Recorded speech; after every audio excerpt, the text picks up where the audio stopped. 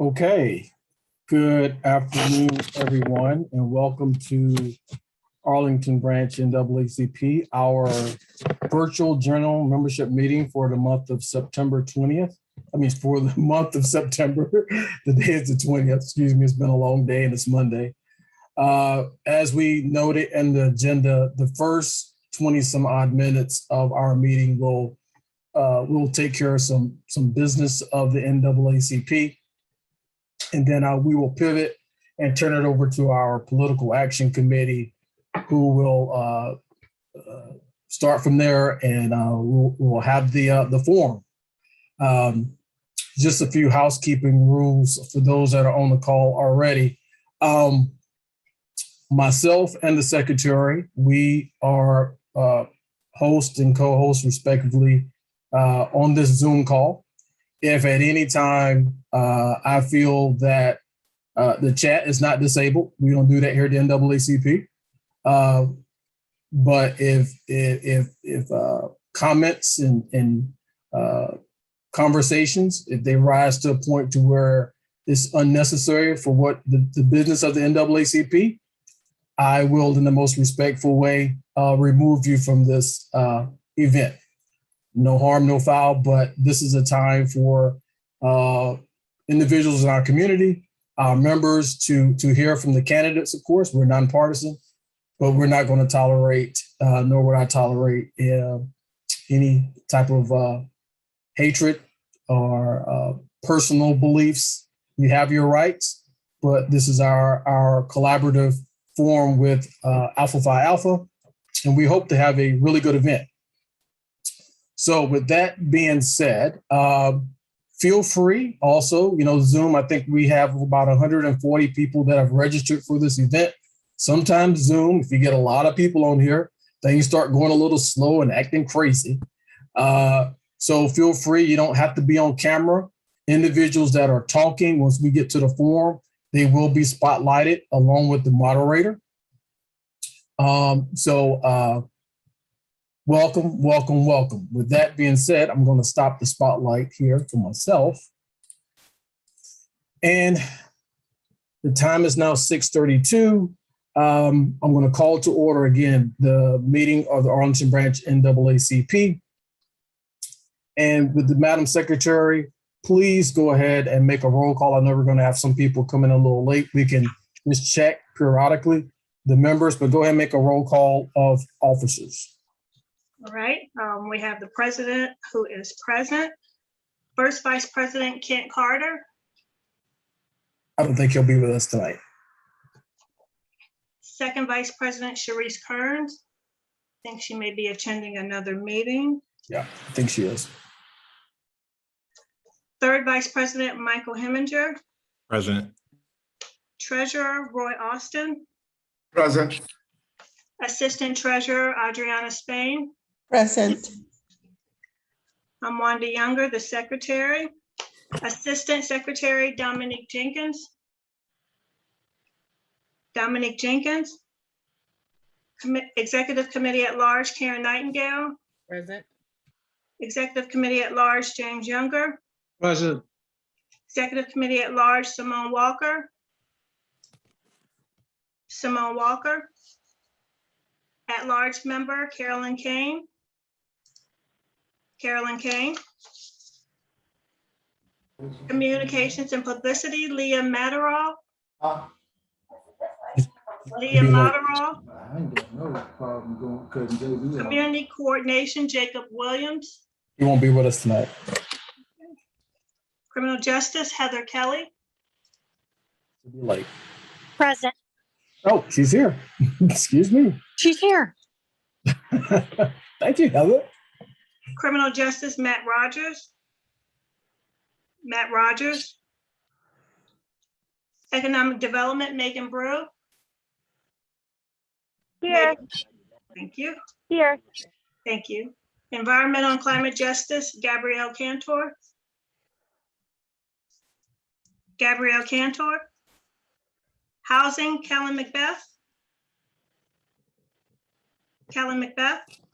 Labor and Industry, Maya Jones. Maya Jones.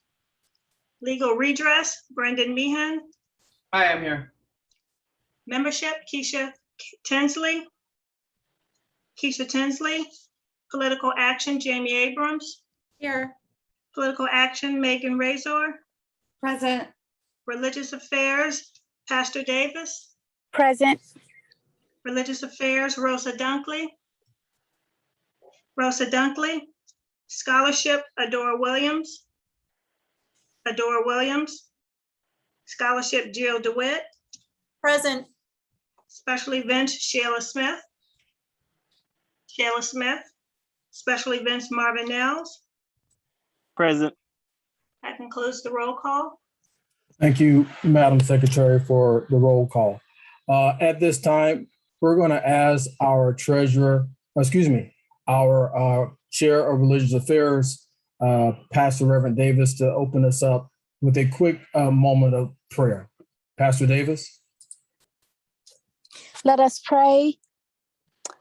Creator of us all, we thank you for this evening, for our NAACP Arlington branch, and for all that you have entrusted to our care. We pray that all things will go smoothly tonight in this meeting, that you will continue to keep our leadership and all members of this branch, and that you will allow Arlington to go forward as a place of peace, love, justice, and harmony. In your name we pray. Amen. Amen. Thank you. At this time, I'm going to put up a poll, what we need to do, because we're not doing normal order. I'm going to launch this poll. We are suspending the rules for our branch, our regular communication.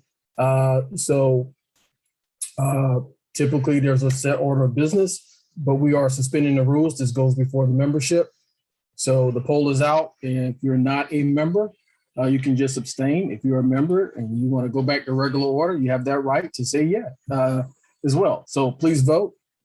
We're going to let this go for about 30 more seconds, and we're going to end the poll.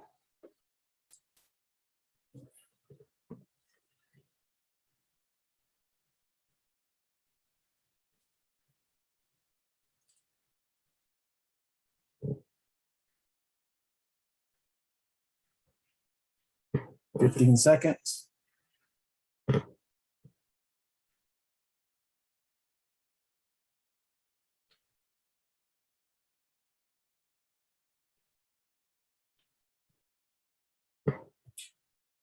Okay, poll is ended. Share results. Madam Secretary, please make note. 88% in the affirmative, 13% abstained. So we are suspending normal rules. Okay. We're going to go ahead with our financial report. Mr. Treasurer, I'll bring up the screen and share it. You want to go through that briefly? Mr. Treasurer? Yes. Okay, go ahead. Starting with July.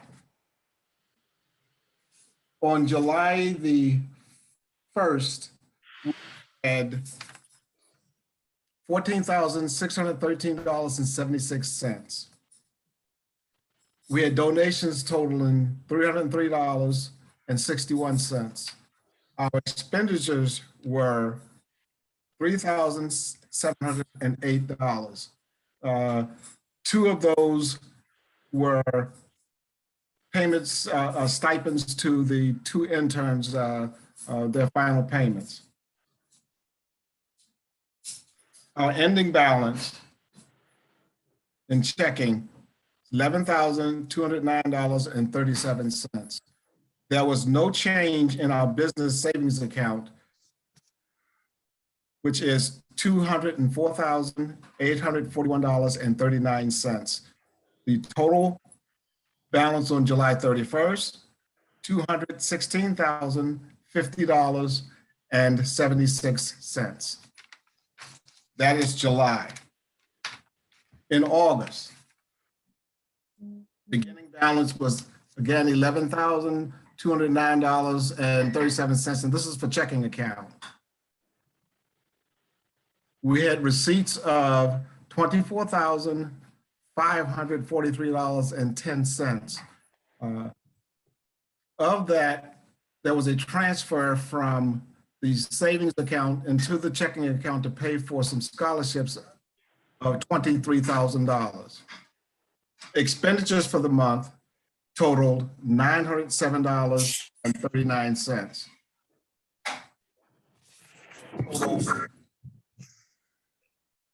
Savings, $181,841.39. In the checking account, $34,845.08, with a total balance on August 31st of $216,686.47. Thank you, Mr. Treasurer, for that report. We will now entertain from our executive committee, any member, a motion to accept the treasurer's report. Just to let you know, the executive committee met yesterday and approved said report, received it without question. So we have to bring this before the membership, and this is your money. So we'll entertain motions to receive the treasurer's report. So moved. It's been moved. Is there a second? Second, this is third VP. All right, it's been moved by Reverend Pastor Felicia Davis, Chair of our Religious Action Committee, and seconded by Michael Heminger, our third Vice President, that we receive the report coming from the treasurer. Are there any questions? Are there any questions? Are there any questions? There being none, you can come off mute. All approved by saying aye. Aye. All opposed have the same right. Ayes have it, motion carried. Thank you much, Mr. Treasurer. Okay, we're 6:38, so I have a few minutes here, about 8 minutes to give you some updates before I turn this over to our outstanding political action committee. Let me give you a few updates here. Well, before I get to that, what we do need to do is put up another vote here to the membership. Yesterday, the executive committee identified the delegates from our branch and 2 alternates that are going to attend the Virginia State Conference virtual meeting, virtual convention next month. Madam Secretary, do you have those names ready to read out? I do. Can you just tell everyone who they are? It's President Julia Spain, Branch Secretary Wanda Younger, Scholarship Jill DeWitt, Executive Committee at Large James Younger, Assistant Treasurer Adriana Spain, and Executive Committee at Large Karen Nightingale. And the 2 alternates? And the 2 alternates are Kellen McBeth, Pastor Davis, I believe. Pastor Davis. Okay. We have to also bring that before our membership. So what I'm going to do, we have another poll here. Let me stop sharing this. Anytime we are sending delegates from our branch to represent us, the membership needs to know who they are, and you need to approve or disapprove of that. So I'm going to launch a poll to either approve the delegates and alternates to attend the state convention, yay, nay, or abstain. The poll was being launched.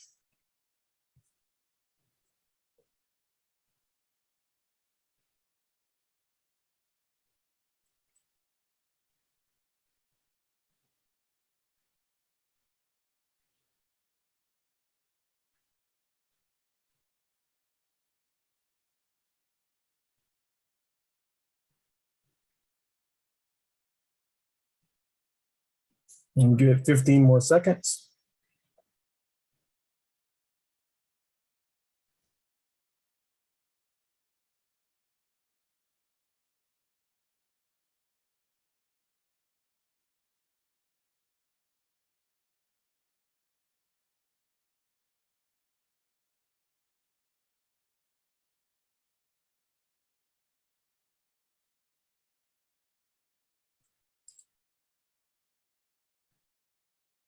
Still going, excuse me.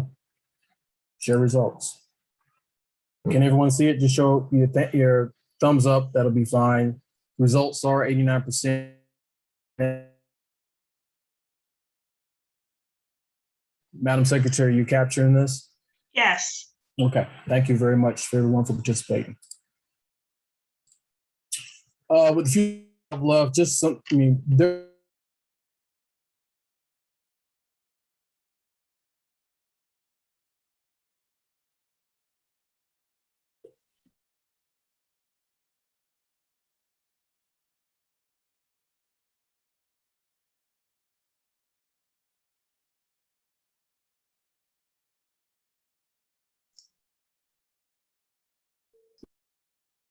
President Spain, if you could hear me, I believe your video is frozen.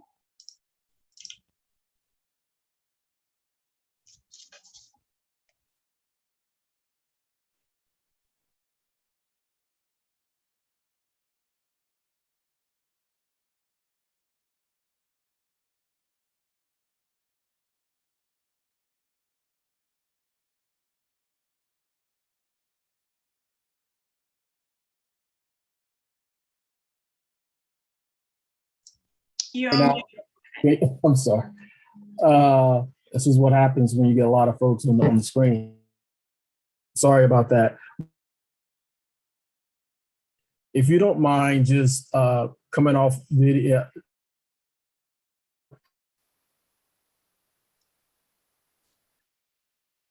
For the time being, if you're on video, can you turn your Cameras video off. off?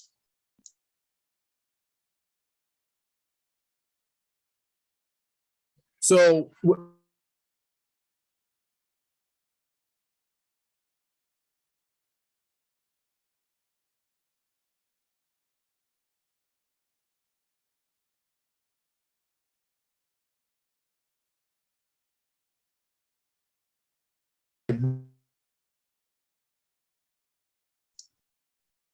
of course.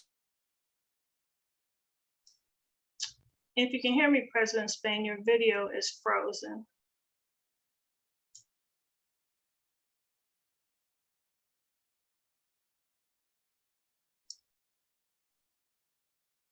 And there is no sound. Why don't I go ahead and turn this over to the Political Action Committee?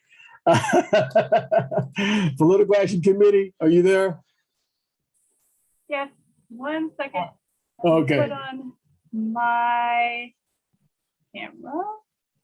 And Jamie, what I'm going to do is I'm going to give you my host.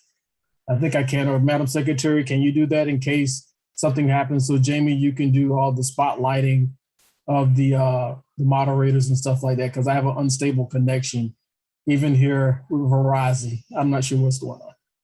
All right. Hey, Madam Secretary, you mind giving Jamie co-host right now? Okay. All right. Thank you. Okay. And Madam Secretary, do you want us to continue with the agenda as planned? Yes. Yes, please. Wonderful. So before the very talented Cassie DeFinn leads our program for the rest of the night, the program leader for our 2 candidate forums, we wanted to take a moment to hear from Karen Nightingale. And Karen Nightingale is our branch past president and a current executive committee member at large. And she has some words to share, and then Cassie will kick off our proper program that follows. Thank you so much, Jamie. Madam Secretary, are we ready? Yes. All right. I'll wait for you to present.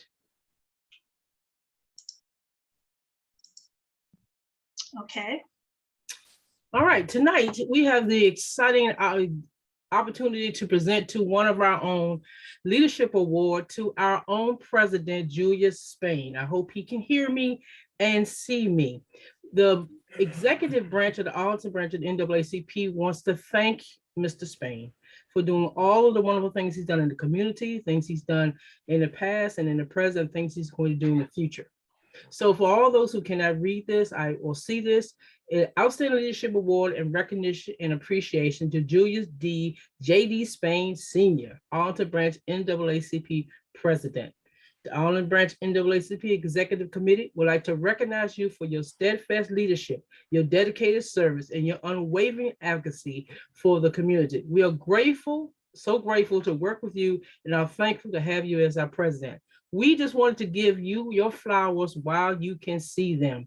We wanted to make sure that everyone else gets awards, everyone else does these things in the community, but we want to appreciate our own, and that's the best thing that we could do for you. So, Mr. Spain, congratulations. You should have your award. I think it's going to be delivered or has been delivered, but we are extremely excited to do this for you and appreciate all you've done for the branch. And as a former president, I know it's hard work, and I so appreciate it. Thank you so much.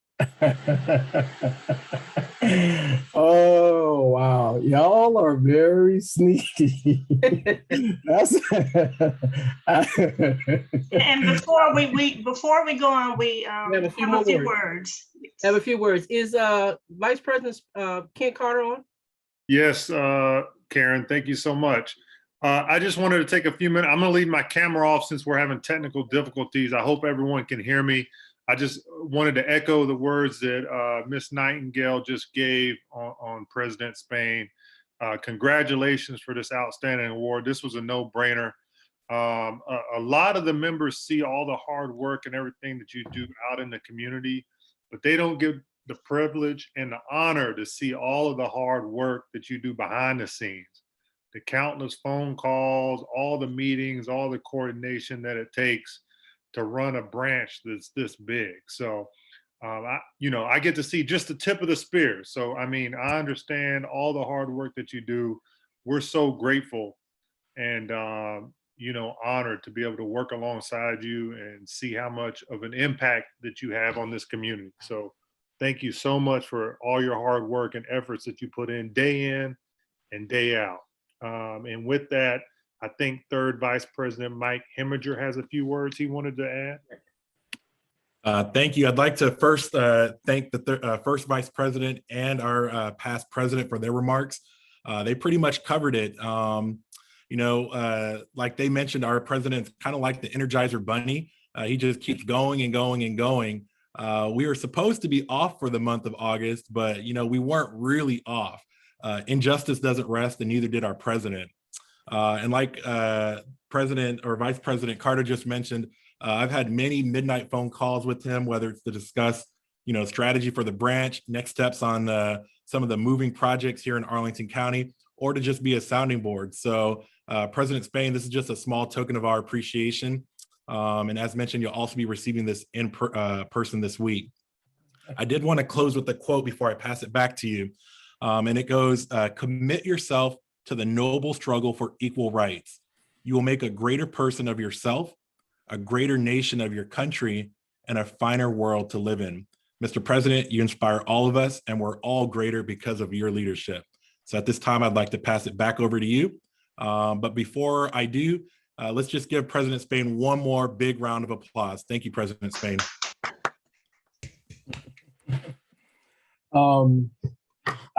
I'm chuckling because that is y'all surprised me. And Karen, that piece about give people their flowers while they're living made me think about a lot.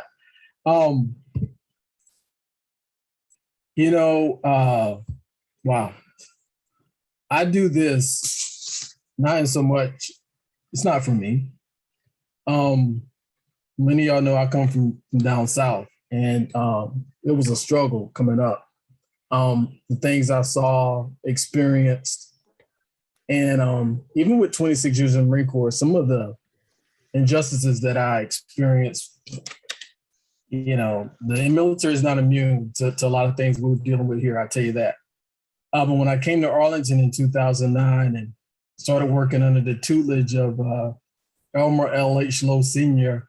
and Karen Nightingale, I know I had my work cut out for me. And I sat back and I listened and I watched Arlington. And we have a good buzz line about what Arlington is all about. But one thing I do know for certain, having 3 children that went through the school system, some even been involved with, unfortunately, with some of our police. Justice, there was a lot of injustice. and there are so many people left behind. So I find I'm driven. Most people know that, and failure is not an option in what we do. NAACP is 112 years old, and I think about it constantly about those that sacrificed so much heretofore to put us in this position.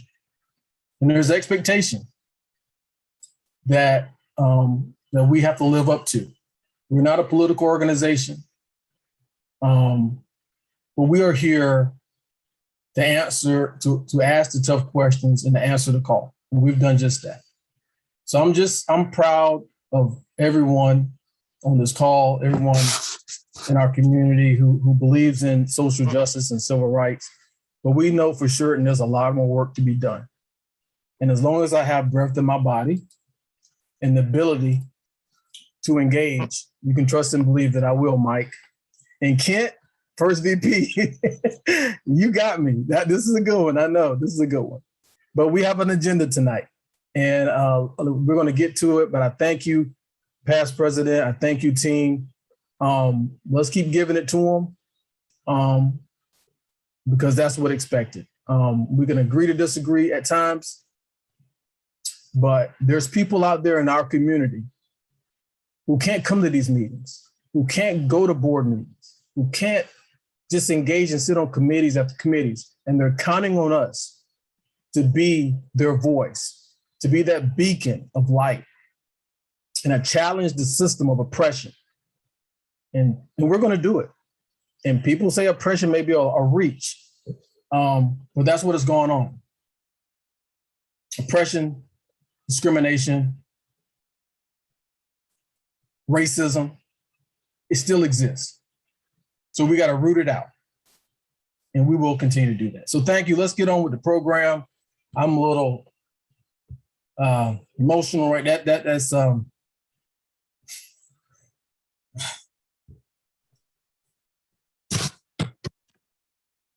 thank you very much.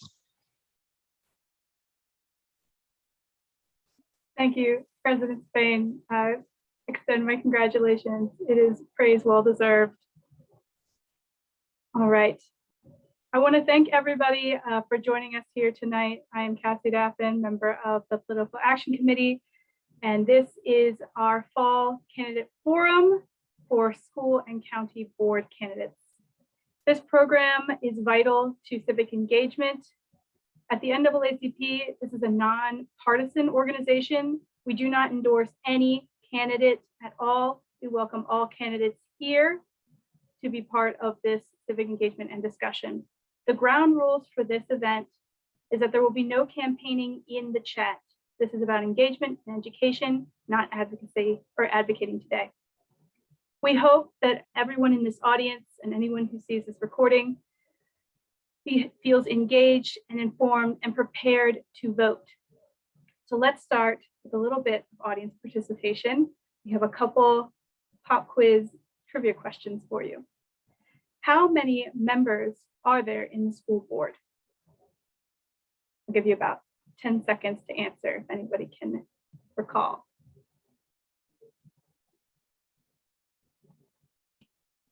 All right, well, this is going to be a learning thing for us all. So there are 5 members of the school board. They govern Arlington Public Schools through policies and policy implementation. Next question, how long is the term of someone on the school board?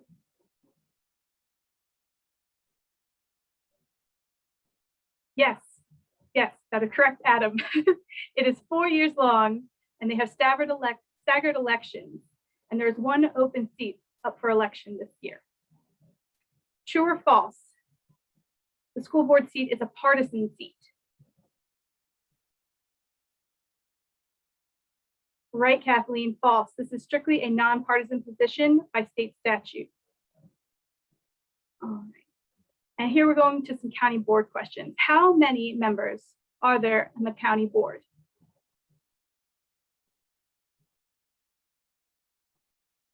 There are 5. Their responsibilities include setting personal property tax rates, appointing community members to citizen advisory groups, appointing the county manager who administers the policies made by the board, and reviewing and adopting the budget proposed by the county manager.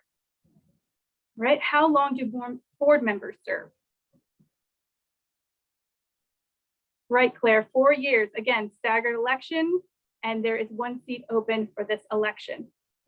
Final question. What day is election this year? Right, Kathleen, November 2nd, 2021. Mark that down on your calendars. That is the actual official voting date. However, you do have the chance to vote by mail between September 17th and October 22nd.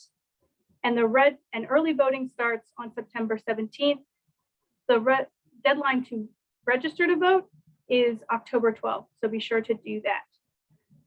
And now, while the NAACP has put this together, it wasn't by ourselves. So we do have some co-sponsors for this event who I would like to welcome forward. First, we have Alpha Phi Alpha, George Griffin. George? Hello, good evening, everyone. My name is George Griffin. I'm a member of Alpha Phi Alpha Fraternity Incorporated. Alpha Phi Alpha Fraternity Incorporated was founded over 114 years ago, and since then has been encouraging voters to vote in every election. One of the things that we pride ourselves on is a voteless people is a hopeless people. And the founders of Alpha were right there with the NAACP at the founding of the National Association for the Advancement of Colored People as well. We do want to recognize that the Lambda chapter of Alpha Phi Alpha Fraternity Incorporated is seated right here in Arlington County, as well as in Alexandria City, covering this area and serving our community. We also are excited to be co-sponsors in this evening's event, and we wish all the candidates well. In addition to that, we do encourage everyone to vote. Thanks so much. Thank you, Mr. Griffin.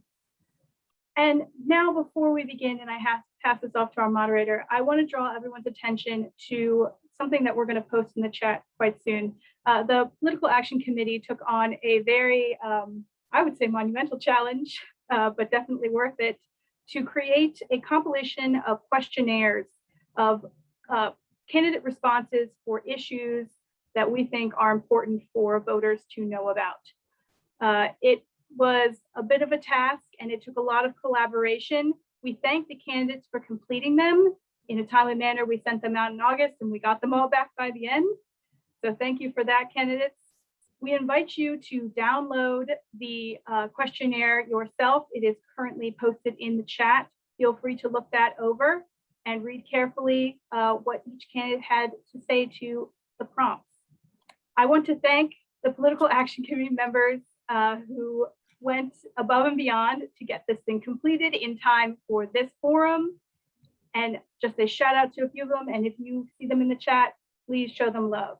So our two co-chairs, Megan Reeser and Jamie Abrams, also JC Jones, Jan Marie Penna, Brandon Meehan, Heather Stamus, and our interns, Leonie Alder and Melanie Thomas.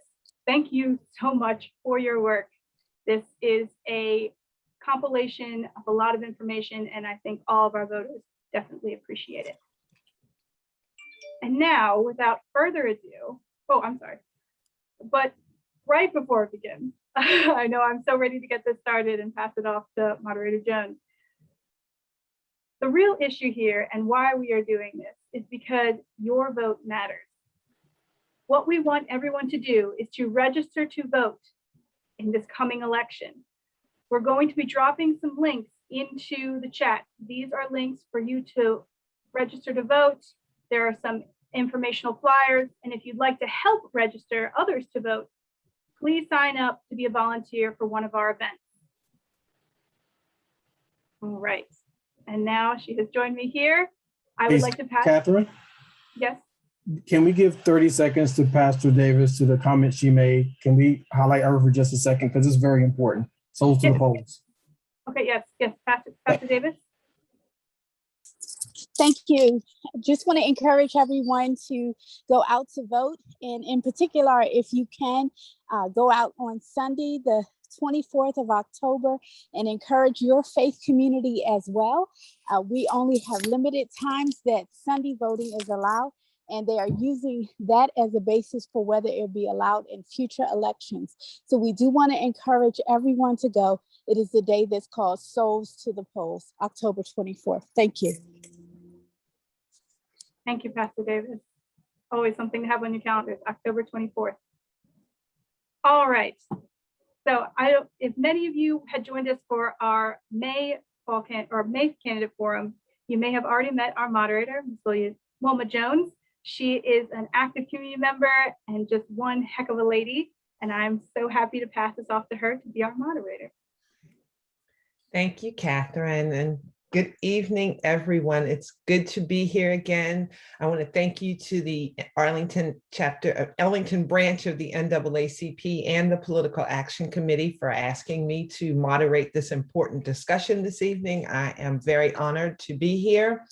I'm going to do my best to keep us focused and to make sure that our candidates address the issues that are important to NAACP membership. Again, they've posted the link for the Arlington, Virginia branch candidate guide for this election. So if you want, you can click on that because that's got the specific information in regard to the questions that I'm going to be referencing here. So that candidate questionnaire is 15 pages of thoughts and ideas of interest to the people who are members of this organization. All of these positions, of course, require political capital and resources to execute. So of the questions that we asked in the questionnaire, they range from the environment to police, community relations, to housing, to small business.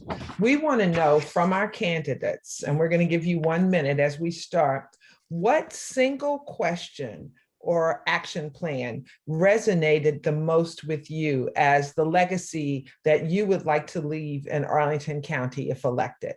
So we can start with Mr. Cantwell. Thank you, Ms. Jones, and thank you, President Spain, and thank you, the Phi Alpha fraternity. I really appreciate the opportunity to be here tonight. I would like to talk a little bit about voting. I think that was mentioned during the opening remarks, and I think that's really important. I'm the only person that is running for— Mr. Cantwell, I'm sorry, but we need to keep you focused on the question. So we want to know which issue is the issue that resonated the most with you. Was voting one of the— I don't believe that was one of the questions. Okay, I'm sorry. I was a little caught off guard here because okay. It's the first question. I'm sorry. Let me talk about the one that I think resonated most with me. So I think it was mostly with the tree canopy and the benefits of the community for tree canopy coverage. So let me talk a little bit about the environment. One of my key priorities is to curb rapid urbanization. So I chose those 3 words very carefully. The incumbent usually introduces himself as an urban planner. I'm not an urban planner. I'm a 28-year resident of Arlington, and I've lived in my home in the Yorktown community for 22 years. I do believe in smart growth along the major arteries in Arlington, but myself and many of my neighbors, including Ms. Jones across Langston Boulevard, are concerned about rapid urbanization of the interiors of the residential communities. So myself, I live about 300 feet from Langston Boulevard. I was on the about 10 seconds. Okay, I was on the Lee Highway Alliance, and I am for some sort of things to save the tree canopy. Thank you. Thank you very much. Appreciate that. All right, next, Ms. Clement, could you give us your perspective in terms of the single question on that questionnaire that resonated the most with you in terms of the legacy you want to leave here in Arlington? Yes, well, it was the question pertaining to how to promote affordable housing in Arlington County.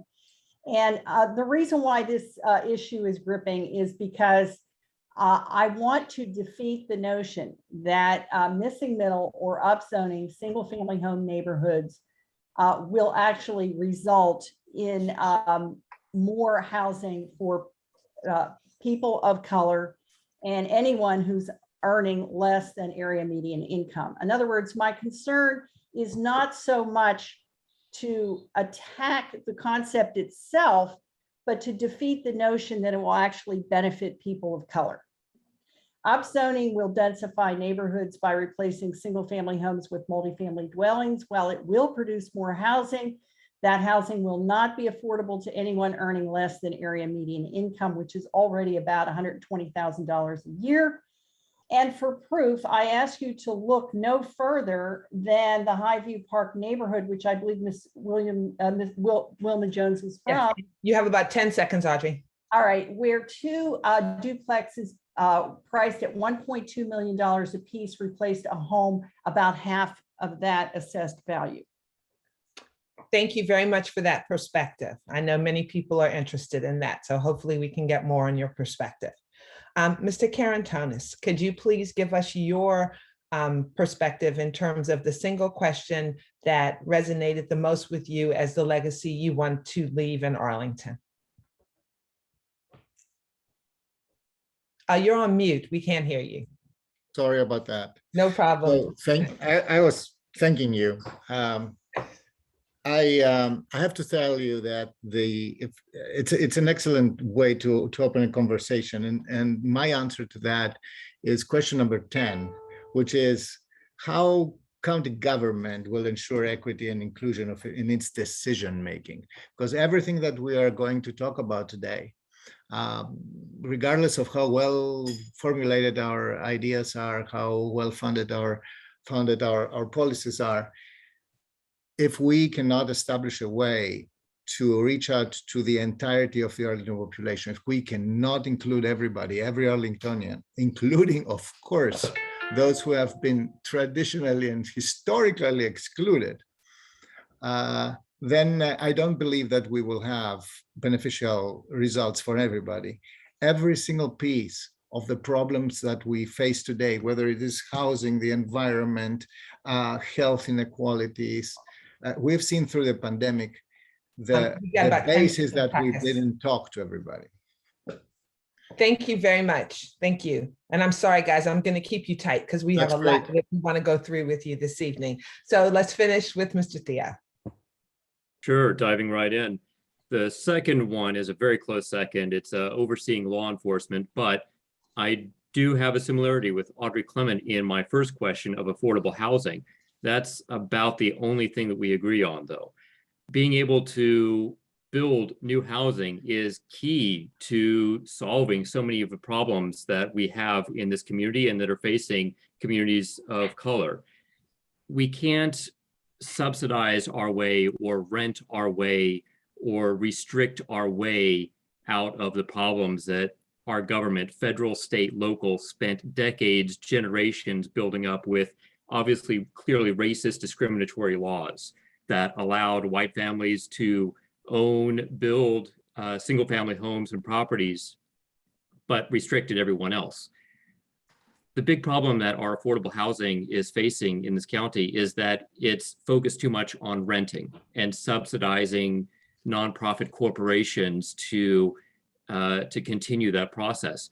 We need to be using community land trusts and other options to help people of color buy into property, to build up that wealth that they can pass down to next generations. Basically using the exact same thing that white families and white individuals were able to do for generations. It isn't. I'm going to stop you so we can keep this even, but I'm going to have you answer the next question because it is a kind of the next step in terms of the things that you were speaking of. So on the candidate questionnaire, fair housing drew out lots of distinction, as we can hear here in the opening, in regard to 3 separate questions addressing fair housing, housing quality, and home ownership / wealth generation, just as you spoke of.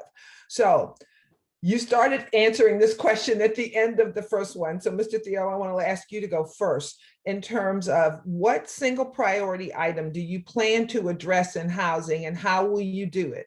And I'm going to read this straight from the from the direction that was given to me by the Political Action Committee and the members. We are not looking for whimsical goals and aspirations.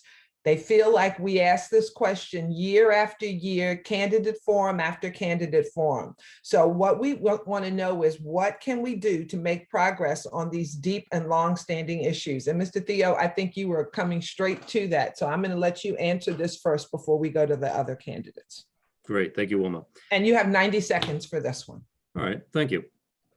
So to tackle these housing issues that we have in the county, specifically with generating wealth, building wealth, and being able to pass it on, it is the key to that. I think the one program that we can tackle right now in the real world is investing in community land trusts.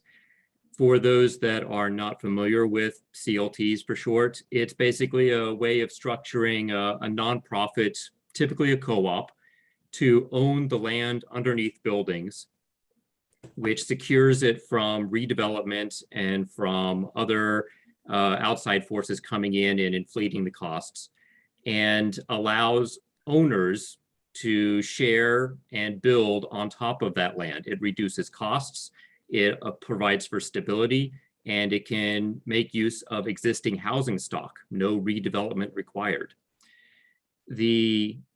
And to get to CLTs, in order to invest in these, we should be able to take and open up the HF funds, the Affordable Housing Investment Fund, which is currently exclusively used to subsidize rental units, but we need to open it up, broaden that to be able to invest in community land trusts as well, to help individuals and families buy property for less than they currently can in this county, and to be able to hold on to that property and pass it on to next generation.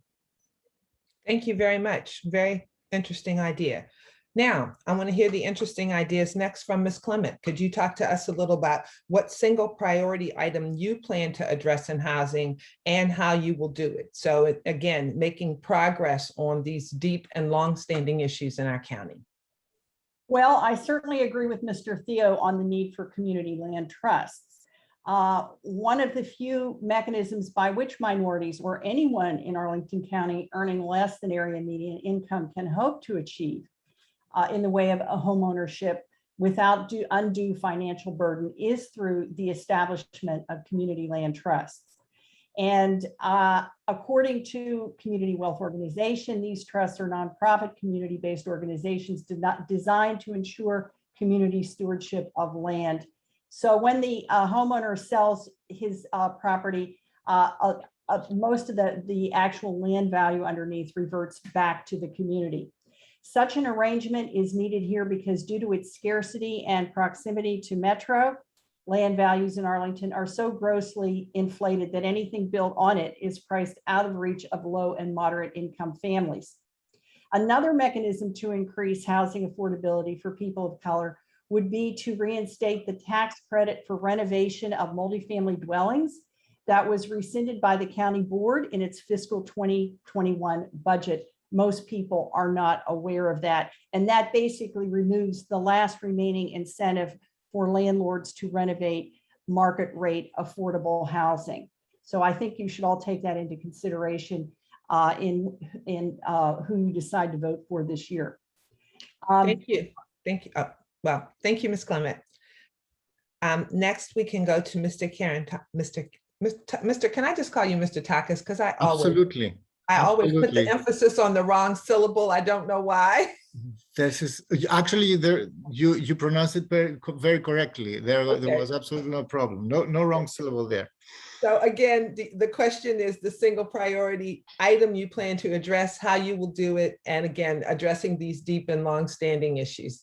Yeah, because they are so deep and long-standing issues, and because they are so complex, a single priority is not going to give you a complete policy direction.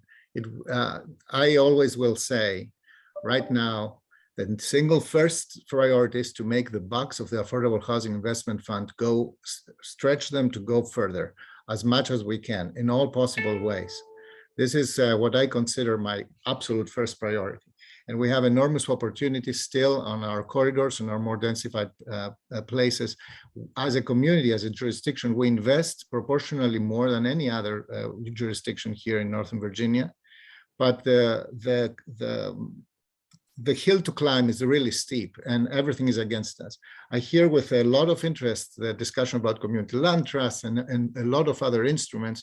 I may remind everybody that we have a huge scarcity of land. So the land that could go into trusts is not going to alleviate immediately so much. Now, the second thing, and that's a very big priority, and it takes an entire community to build on this, is zoning reform. We have land in Arlington that is de facto segregated, where we cannot house more households per acre while we can, where we have the schools, where we have the transportation assets, where our public dollars can go further. And this is where I want to work a lot. It's dollars and zoning policy. Thank you very much. And then let's end with Mike, Mr. Cantwell. You're on mute.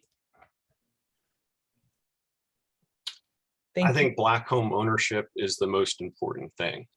We need to better understand what are the factors that are limiting Black and brown people from owning their own homes or their own condos. I don't know the answer, but I do know that I have talked to a lot of people. I've talked to my Black friends at work, and I've talked to my Black friends who are involved in real estate and development. I called the incoming president of the Northern Virginia Realtors, and we discussed this issue. So I want to better understand why realtors steer Black people who are looking for homes to certain neighborhoods. I want to understand why there are not more Black and brown people who are choosing to live in the Yorktown community.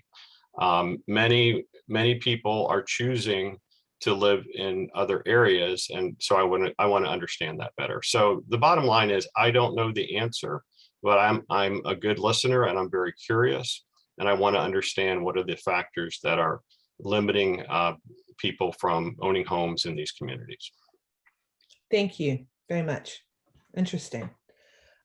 If we have anyone who wants to, well, actually, I think we've covered housing pretty good. Let's take another step into a different area of housing in terms of the county board holding developers and other large businesses. And I'm going to talk about one in my backyard, Virginia Hospital Center. How is the county board going to hold these people accountable for their actions? Because what's happening is the county board approves a site plan with a certain number of regulations saying you can't have lights on after 9 o'clock. You can't start before 7 o'clock. Trucks can't drive down this street, or whatever the stipulations are. But then when the construction starts, the people who work for the county, who are the project managers, refuse to hold the developers and the businesses to those requirements. There are no fines. There's never anything that's happening. How can the community, what do we have to do in order to get the county board to hold these people accountable for the agreements that they make with the county? We're having a major problem with that from almost every area that has big development going on. So I want to start with you, Takis, since you're our current member.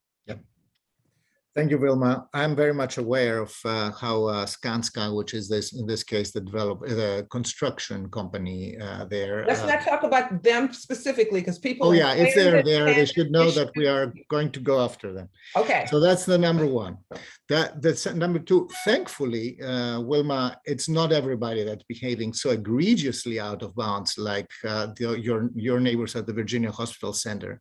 And I'm truly appalled from what I heard from the community and from the immediate neighbors of the center about how this construction project is going. If every construction project in Arlington was going so bad and the construction company was so egregiously negligent about any notion of neighborhood manners, what is the county board going to do? That's the question. The county board has to enforce the rules, has to enforce the law.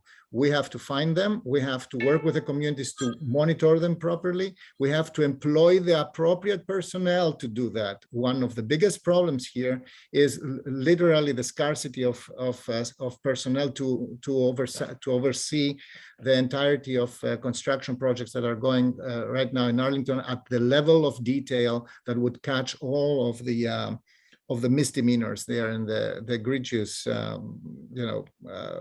problems that some construction companies produce.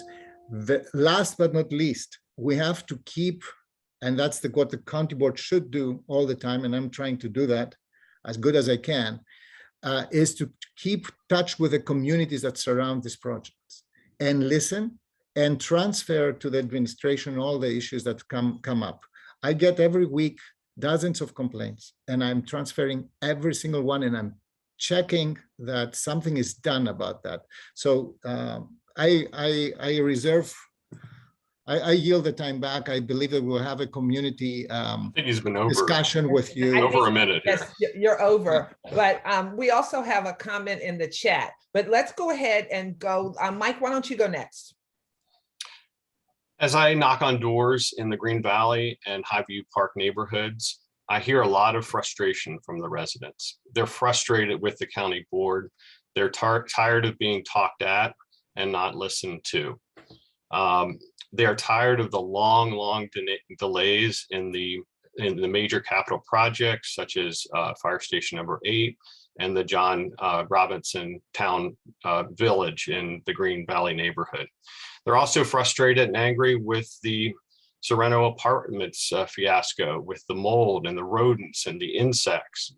And this is part of the problem that we have in the government, or in the county government, is that many of the donations and the grants going to these affordable housing organizations, it breeds a possibility of corruption when the same people who are getting the grants and the loans are the ones that are giving donations to the county board candidates. I pledge not to take any donations from any of these type of organizations. I will not take any donations from political action committees, and I will not take any donations from unions. Thank you, Mike. Next, let's go to Audrey and then Adam. Okay, so earlier this year, or maybe it was last year, there was a controversy over the Penzance development in West Roslyn, involving a massive, two massive skyscrapers that were there under construction. And the Penzance workers were simply violating their curfew. They were working after hours. They refused to stop. And so what the neighbors did in several of the surrounding housing apartment buildings was they descended on county board and they raised this issue with the county board at the time when Penzance was requesting some sort of an easement or a relaxation of rules or something that would benefit them. The neighbors knew about it. They testified against it. They were able to circumvent the one speaker rule because this was an agendized item rather than simply public comment. Audrey, you're not telling us about what you would do. That's right. What we want to know. Okay, so what I would do if elected is I would encourage neighbors with situations like this involving large developers to testify when items regarding that site plan amendments come up for county board deliberation. And I would ask those residents, their civic associations, to stay abreast of the situation and encourage residents to testify on that day. That's one of the things that I would recommend. Okay, you're up time, but we are hearing from members who are putting things in the chat that I think you all may want to take a look at, because they are definitely reacting to some of the responses. And let's finish up this question. Go ahead, Adam. Sure. There are two things that county board members, if they were motivated enough, could do. The first one is something that the NAACP is already very good at and familiar with. It is using the bully pulpit, getting out there in front of the media and putting people on the spot, hurting their reputations if need to. NAACP has seen this with the county board with the death of the inmate almost a year ago now. County did nothing, was quiet, silent, until NAACP stood up, put out press release, got in front of media, and then only then did the county board finally respond. County board members can use this same principle, the same tactic against the developers and the construction companies that are violating agreements. The second way to do it is to hit them where it hurts. That's really ultimately the only way you get their attention and get them to change their behavior. Money. If they've signed agreements, take them to court. Stop playing nice, stop being patient, stop talking and listening, do it. Thank you. Thank you very much. All right, let's talk about something that was a big issue in the county this year. Lots and lots of press. We're talking about media, but also lots of feedback from the community. And I'm talking about the Civilian Oversight Board. We want to know, did what the current county board set up in terms of the requirements and the regulations and the engagement of the community level for this board as approved, does it align with your vision for police community relations? And if not, we want to know specifically what changes to be made that you would make. So again, there seems to be a sense that this is a part of a larger issue. And I just want to say that the overall perception from many of the members is that, and these are also people I know who are not NAACP members, but there's a perception that the board is more aligned with interests that are not the ones that the community is telling you we want. So what we want to know is, did the Civilian Oversight Board meet your vision? And if not, what changes would you make? And let's start again with our current member, Mr. Takis. Thank you, Wilma. As you know, when the initial proposal for the zoning, the ordinance to create a civilian oversight board came to the board, I had to reject that. I had to vote against that. And the reason was because it was lacking a critical element out of three. The first thing, we wanted the board, the community wanted the board to have the subpoena power. The second thing, it wanted to have investigative power. And the third thing, it wanted to have disciplinary power. So because the second one was missing, the investigative power, I had to vote against that. And then we engaged in a very long and intensive dialogue where the NAACP was part of it and many other members of the community and the affected communities. And we fixed that to a great degree. Time is running.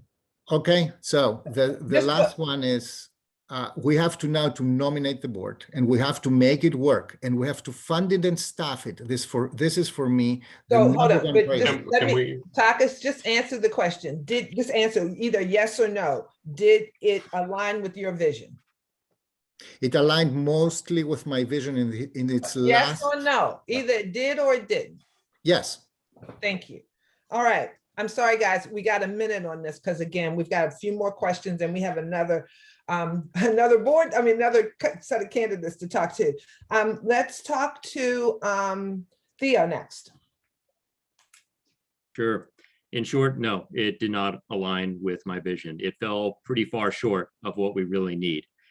And I say this as someone who has worked alongside law enforcement for most of my life. 9 years with Department of Homeland Security as a communications consultant. But what's more, I've been through the criminal justice system. You know, I was a troubled teen and committed crimes, guilty, of course, and spent 4 months in county jail down in Florida. So I can see from both sides, but I can undeniably say we need some serious, major, radical police reform in this country and in this county. So what change would you make?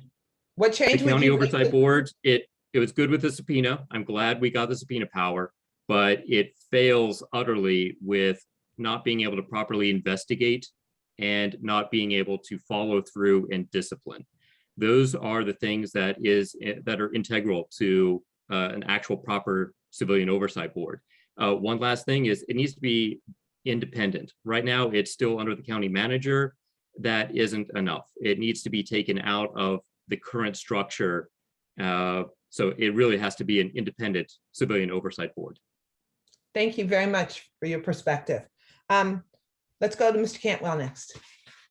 In June of last year, myself and 3 other residents formed the Arlington County Police Department Reform Organizing Committee. We submitted a petition asking to have body-worn cameras, to have more data, and also to create a public safety commission. This was going to be a citizen-led commission that would broaden it beyond just police to anything to do with public safety. So firefighters and paramedics. I'm taking that portion I'm going to it. So I just want your yes or no too. Okay. So I am not aligned with the current Citizen Oversight Commission. I do not think that the citizen-led commission should have investigatory or subpoena power. Elections are where you should hold people accountable. You should hold the current county board who appoints the county manager and the police chief, hold them accountable, vote them out. You should hold the governor, the attorney general of the state of Virginia accountable, vote them out. And if it goes all the way up to the FBI and the Justice Department, vote them out. That's how you should control oversight, by voting out politicians that are not holding police accountable. Thank you. Thank you. All right. Audrey, can you finish out this question for us? Yes, of course. I support the recently instituted Community Oversight Board with subpoena power to field police-related complaints from the community. However, in situations where the Oversight Board exercises concurrent jurisdiction with the police department in a personnel matter, I believe that the COB should have binding authority, as the likelihood of the police chief honoring a recommendation of the COB that goes against his own decision is nil. I think the county board's role should be limited to appointing members to the COB. Regarding the appointment of the independent policing auditor, I like the fact the COB will be consulted in his or her hiring, but am concerned that the final decision rests with the county manager. And again, the likelihood is that the county manager will side with the police chief whom he hires in any dispute with the COB. Thus, the need for an auditor who is not also beholden to the county manager. And so the answer to this question is, because the board does not have independent disciplinary authority, I believe that it is a toothless tiger. So your answer is no. Okay. Thank you very much. Great discussion. So now we're going to switch and we're going to go to the candidate specific questions that were developed by the Political Action Committee, drawing upon the answers that each of you gave to the NAACP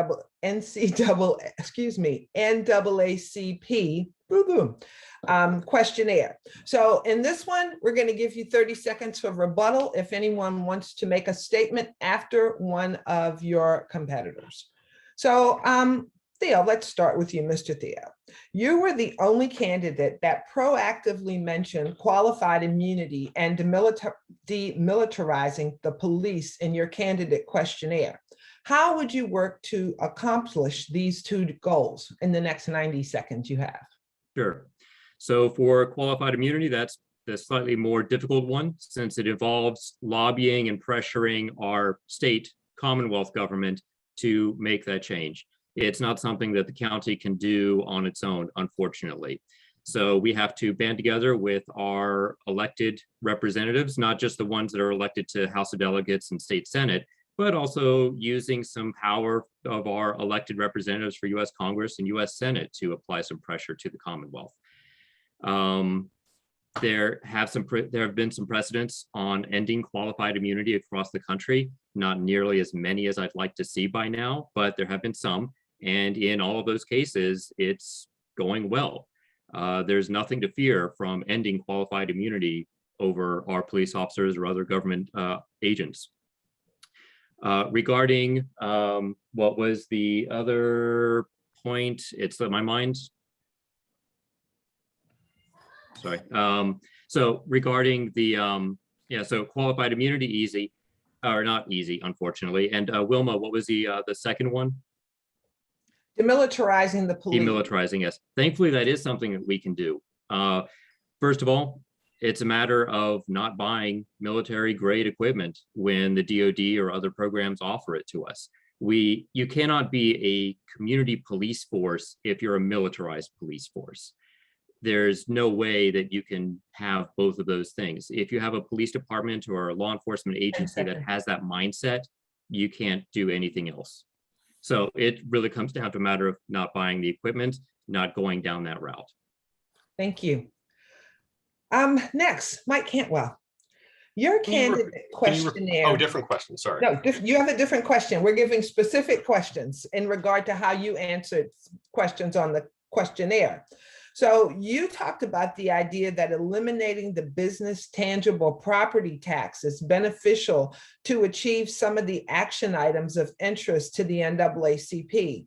So we would like for you to explain to our members how eliminating that business tangible property tax would benefit communities of color. Again, 90 seconds for these questions. Absolutely. The business tangible property tax causes small businesses or even consultants like many of you are here to document and keep inventory on everything they purchase, a table, a computer, a book stand, anything. And they have to tally all that up, and then they have to submit that to the Commissioner of Revenue, and then they get a tax bill back. So it's a highly inefficient and ineffective tax. It causes a great deal of administrative burden to small businesses. And many of these small businesses are people in the Black community. They do not have the resources of a large corporation like Amazon or something like that. So it really disproportionately affects people in the members of the NAACP. It's also only about 4% of the revenue of the county. So it's inefficient and ineffective. My proposal is to completely eliminate the tax. And that would free up entrepreneurs to come relocate to Arlington, because they're going to be different. Arlington will be different than Fairfax County or other counties. They won't have this tax. So I think it will spur innovation in the county, and it will have a beneficial effect on the Black and Brown community. Thank you. Next, we want to go to Ms. Clement. So one of your questionnaire responses disavows the benefits of restorative practices, which have been implemented in our county, and it cites the Parkland school shooting as support. Yet communities of color have been asking for these restorative practices and identifying them as vital to transformative change. How would you explain to communities of color why your view should override here? Restorative justice is an officially sponsored mediation technique whereby victim and perpetrator dialogue about the crime that was committed as a way to mitigate its effects and prevent its occurrence. Academic studies have shown that restorative justice lowers the rate of recidivism. Nevertheless, I am concerned about its potential for abuse, particularly in the schools. It has been widely reported that Parkland school shooter Nicholas Cruz had a long and violent history as a student in Florida's Broward County school system, including threatening teachers and physical assault. Because the school district had adopted a restorative justice program recommended by the Obama administration, Cruz was not arrested, although he had been expelled. Because Cruz had no criminal record, he was able to purchase a gun. Also, because Cruz had no criminal record, the FBI ignored tips that would have otherwise led to his arrest and might have prevented him from shooting up Parkland's Marjorie Stoneman Douglas High School in February 2018. The Parkland massacre is a stark indictment of the use of restorative justice as an alternative to the school to prison pipeline. If elected, I will insist that restorative justice be used to supplement rather than displace traditional judicial process. Thank you. And Mr. Takis, as the only candidate that is currently serving on the board, the Political Action Committee and the members said that the focus for you is on action.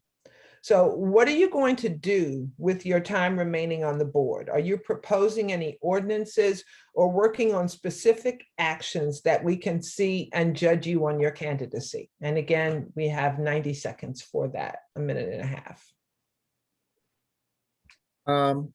Thank you. So we had quite a year of action here, and we talked a lot about that. We just finished the conversation about the Community Oversight Board for Policing and everything that was related to that. And this is another piece of action that needs to be, supported right now, because this is now when the rubber hits the road. This committee needs to be staffed. We need to hire the independent auditor monitor. It is a flaw that the county manager has to formally employ or choose this person. We have asked the General Assembly to change that and to fix other flaws in this. So this is coming up. The second thing that I believe that it's central is to finish the Serrano issue, to restore the quality of housing that this Arlington County supported housing operator, affordable housing operator, HC, needs to provide. We will have tomorrow testimony from them on the progress of that. And then there are several other issues that are coming up. There will be action on budget guidance for the next year. And this is the budget guidance that will have to do with our climbing out from COVID and learning and applying the lessons. Thank you. Thank you. I want to take a few moments now to go to some of the responses that were in the chat. In regard to the question that had to do with the housing, a question was asked, why are the developers keeping the majority of profits for getting upzoning approval instead of paying into, I'm not sure what this word is, a proffer system, like other neighboring jurisdictions, which means property taxes will have to increase at unsustainable rates. So the example given is that the developer pays for a 1-story and then gets 10 stories. I think that might be a little exaggeration, but I understand what they're saying in terms of the fact that by right, they can do one thing, but then they go into negotiation with the county, and they end up getting something that gives them more density, higher levels to build and the like, but they don't pay the difference. So I'm going to ask Theo, why don't you answer that for us first? What is your perspective on that? Do you understand the question? I think I do. I think so. I'll give it a whirl anyway. You got a minute. All right, thanks. So I'm not a huge fan of the current setup where, as you were saying, we have a set of rules for developers, and then we allow those developers to go higher, go denser, in exchange for certain things. If we're going to have this system, we may as well open it up to more things that developers can use to have that density, to have that extra amount. I'm in favor of density. I'm in favor of higher, taller buildings. I think that we need more of that in the county. And I know that Ms. Clements and I are diametrically opposed in that regard. But if we're going to have density, we should make sure that we are getting investments into HIF, into the Affordable Housing Investment Fund, that we make sure that we're getting some green space out of it as well. That's another thing that we can be using. Development and density don't have to be diametrically opposed to more parks and more right-of-ways. We can use the fact that developers want to build higher and build denser to the advantage of the environment. I hope that those are answering on your questions a bit, or your question a bit. Yes, they're coming close. I think you answered it well in the very beginning and then kind of Yeah, deviated a bit. Not a problem. Mike, let's go to you next. What's your perspective on how the county allows the developers to make these changes that are often give them additional advantages without paying more into the county? So I'm for more market rate affordable housing. I'm skeptical of government-run affordable housing programs. Most people are not interested in joining a government-run affordable housing program and showing their last 2 tax returns and their last 2 pay stubs. They want to own their own home or apartment, or they want to live in an apartment that they can afford, and they figure out how they can live in those rather than going through the government. I'm skeptical about the current program, as Adam was talking about, where it's rather than just having a general land use plan where everyone follows the same rules, there's always these special rules where developers have a opportunity to influence the county board, and sometimes they influence through campaign donations. Okay, thank you very much. Let's go to Takis. Let's go to you next. Thank you. First of all, I don't take money from any developers or any people related to developers, not the least. But let me put it this way. So proffers, and we have a system here in Arlington of public benefits that come with every development that asks for a site plan. That's not a by right development. So this is additional. We give additional density for green and open spaces, for childcare, for environmental benefits, so better buildings. For improvements of the public space, etc. So what I can say is that we have to refine that system even more. We have to make it a little bit more transparent. All the public benefits for every site plan are really neatly lined up and reported on in every site plan. But I believe that every year we have to report to the community more about that and actually give the community a possibility to evaluate whether we are in the right place and we are asking for the right things from our general development trajectory here. That's good to hear. We just hope that you guys listen if we get that opportunity. But thank you so much for that. We measure that for every single building. You will find it lined up. There is also I'm not saying, hold on, Takis. I'm not saying whether it's measured. I'm saying whether we report it. I'm saying whether the decisions are being based on the data. That's my question. But they are. But we have more transparent. We have a short amount of time, and I want to let Audrey answer this question, and then I have one final question.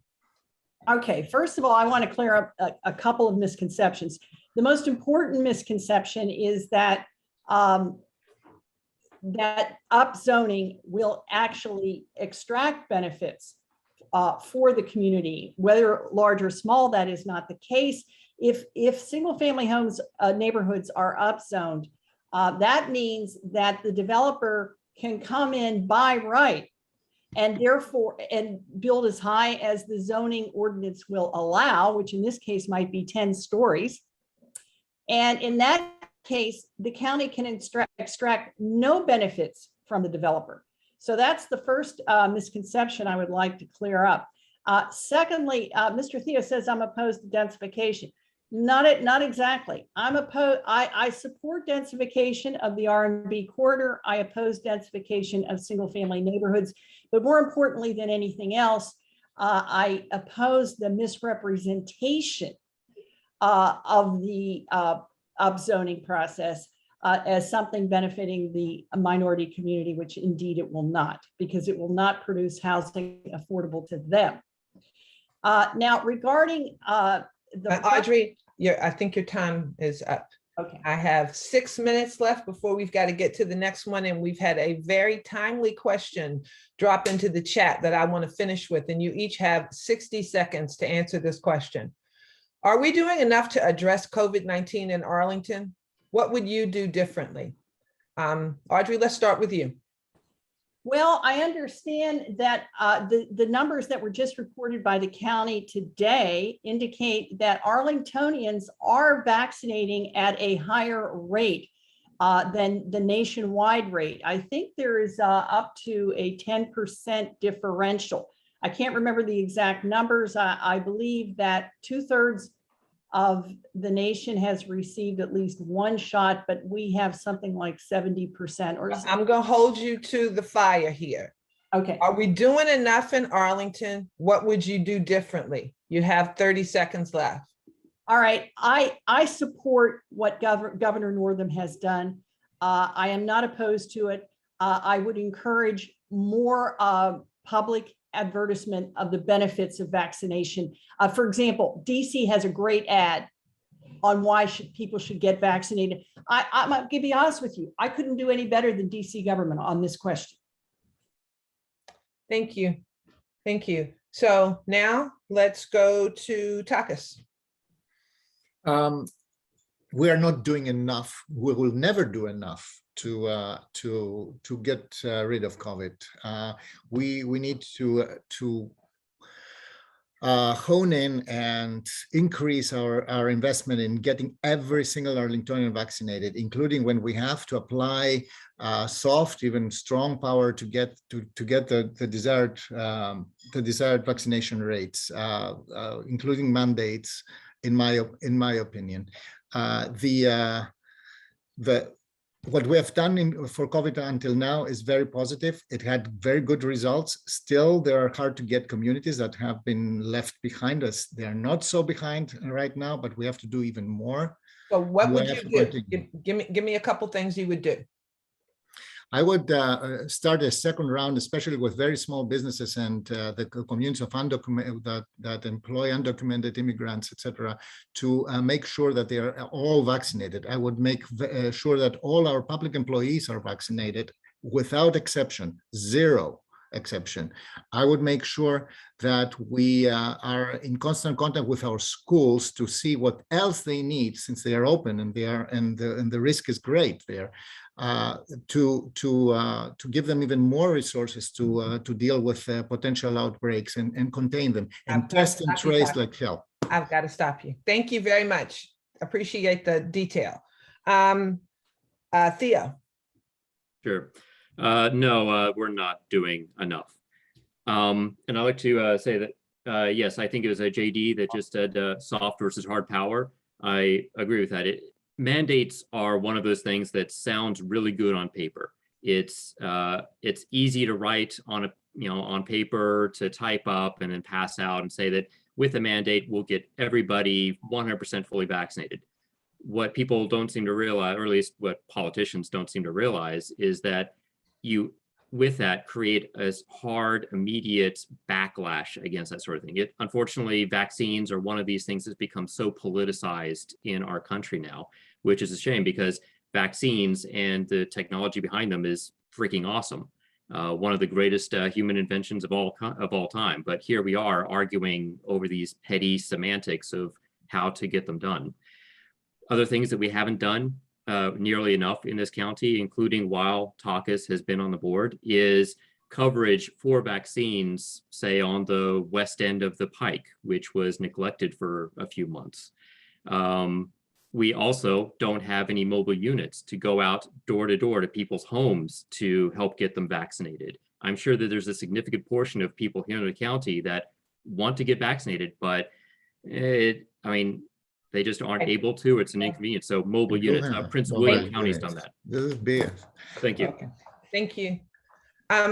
We do have mobile units, by the way. We have them. Okay. Can I go now? Yes, Mike, it's your turn. Sorry. All right, thank you. So I'm not sure if this is a government solution or a combination of government and private sector, but we need to show more love to our first responders, our school teachers, and people in our hospitals, nurses, doctors, other medical professionals. They have seen the brunt of this pandemic, and many of them are completely burnt out and they are leaving in droves. The attrition rate for the police force is at 10% annual and will probably get worse. School teachers all over the county are quitting left and right.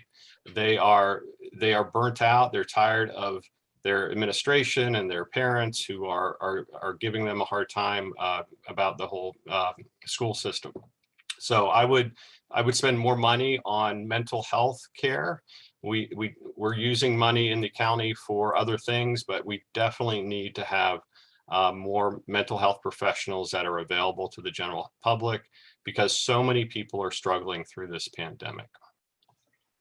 Thank you, Mike. Well, I think this has been a great discussion. I have really appreciated listening to your perspectives. I want to ask Catherine. I think I'm on time. It's 8 o'clock. Catherine, Wilma and Catherine, if you don't mind, I want to jump in for a second. And if we may, Wilma, I want the candidates to give a 1 minute closing, if they may, if that's okay with y'all. I would like to hear that. To our members. Okay, why don't we go Adam, Audrey, Mike, and Takis in alphabetical order. Sure. So 1 minute. All right. We've gone over a lot of policy, and this is great. I love this forum in particular of all the ones I've done so far, because it's really delved into the policy and gives the candidates the time to really get into, and Wilma's been great at pushing back on us. So I'll spend this time to talk a little bit about myself. As I mentioned earlier, I would be the only candidate, the only person on the board that's gone through the criminal justice system. As a teenager, I got in a lot of trouble and went before police and judges and spent months in county jail. I would also be the only county board member that has been homeless twice in my life, once living out of a backpack in a Florida summer, and the second time, the very first few months I moved up here to DC, living out of a beat up car during Snowmageddon of 2009. All right, I'll close it there. Thank you, Wilma. Thank you. I'm trying to keep it closer because I know we have our school board folks and we don't have as much time for them. Audrey, your turn. You get 60 seconds. Okay, the choice in this year's county board race is clear: an engaged community leader or a rubber stamp. I'm the former and the incumbent is the latter. This year, Takis Karantonis rubber stamped a tax package that increased the effective residential real estate tax by 6%. He also facilitated demolition of the architecturally significant Rouse Estate by agreeing to delay a hearing on local historic designation for the building and voting to deny historic designation for this Civil War site. Takis knows how to go along to get along with county board, but what Arlington needs is an elected leader willing to take a stand. If elected to county board, I won't claim credit for rubber stamping done deals. I won't push harmful housing policies and permit destruction of Arlington's cultural heritage. Vote Clement, independent, for county board on November 2nd, and visit my website at www.audreyclement.com. Thank you, Audrey. Totally appreciate your response and your respect for the time. Mike, it's your turn.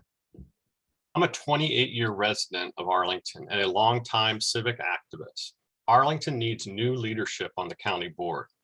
We need county board members who think and act independently. We need elected officials who are unbeholden to political parties or special interest groups. And we need county board members who will listen, really listen to their constituents. As I knock on the doors in Green Valley and Highview Park neighborhoods, I hear the frustration of the Black and brown residents. They are tired of the empty promises of the county board members and the long delays in starting capital projects such as Fire Station number 8 and the John Robinson Town Square. Who will you hold accountable for these failures? In our democracy, we must hold our elected leaders accountable. And the only way to hold them accountable is at the ballot box. Imagine me taking the seat on the dais on January 4th, 2022. I am not some scary outsider with radical views. I've lived in Arlington longer than anyone else on this forum. I've raised 3 children here, and I'm your neighbor. Vote for me in November. Thank you. Thank you very much. And let's close out this part of the forum with Takis. Thank you.